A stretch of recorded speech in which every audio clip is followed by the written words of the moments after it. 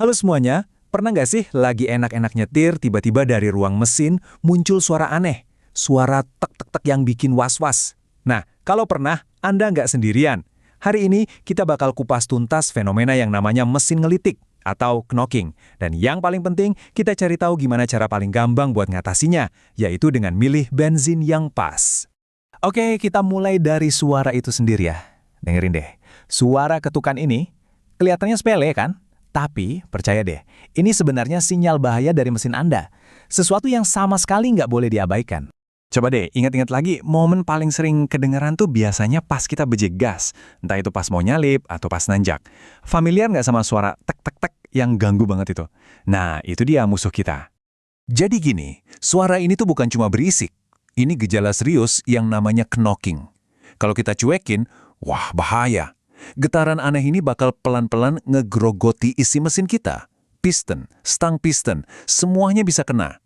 Ujung-ujungnya, perbaikan yang biayanya ampun, bisa bikin kantong jebol. Terus apa sih sebenarnya yang terjadi di dalam mesin sampai bisa keluar suara serem gitu? Yuk kita inti bareng-bareng prosesnya.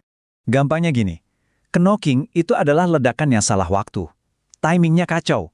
Harusnya kan, campuran bensin sama udara di dalam mesin itu baru meledak pas busi ngasih percikan api. Nah, kalau knocking, campuran itu malah meledak duluan sebelum disuruh. Istilahnya, pembakaran prematur. Nah, lihat perbandingannya di sini. Jelas banget kan bedanya?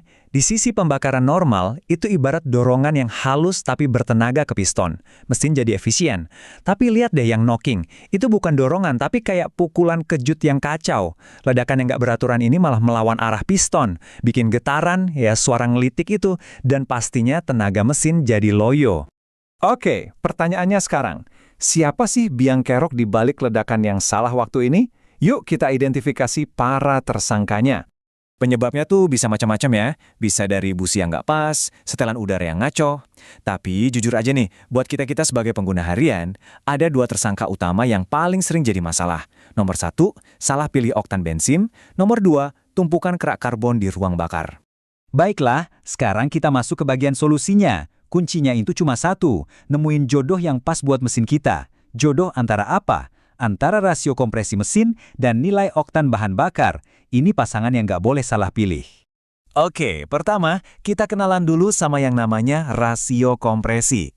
Bayangin aja ini tuh ukuran seberapa kuat mesin kita meres campuran udara dan bensin sebelum dibakar.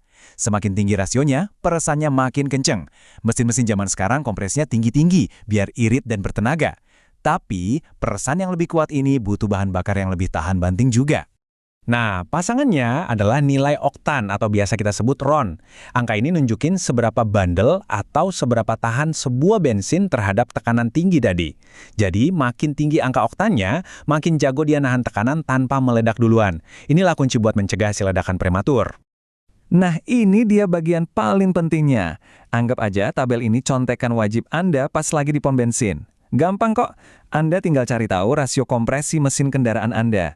Biasanya ada di buku manual atau bisa Google. Terus, tinggal cocokin deh di tabel ini. Misalnya kompresi mesin Anda 10,5 banding 1, ya berarti jodohnya itu bensin dengan RON 92. Simple kan? Oke, dari sini biasanya muncul pertanyaan, berarti makin tinggi oktan makin bagus dong. Pakai aja RON 98, biar mesinnya mantap. Benar nggak sih kayak gitu? Ternyata jawabannya adalah tidak selalu. Malah, pakai oktan yang ketinggian juga bisa jadi masalah. Lah, kok bisa? Gini, mesin yang kompresinya rendah itu nggak punya cukup tenaga buat membakar sempurna bensin oktan tinggi. Ibaratnya, bensinnya terlalu keras kepala buat dibakar. Hasilnya, pembakarannya nggak tuntas. Mesin malah jadi loyo, bensin lebih boros, dan sisa bensin yang nggak kebakar itu bisa jadi kerak baru. Lebih parah lagi, bisa merembes ke oli, bikin oli jadi encer. Wah, ini bahaya banget. Oke, jadi kita udah tahu nih soal jodoh, bahan bakar yang pas. Tapi, ada satu lagi nih yang perlu kita waspadai biar mesin awet sehatnya. Masih ingat kan tersangka kita yang kedua? Yup, kerak karbon. Jadi, walaupun kita udah pakai bensin yang benar, seiring waktu pasti ada aja sisa pembakaran yang jadi kerak. Nah, kerak ini numpuk, bikin ruang bakar jadi lebih sempit.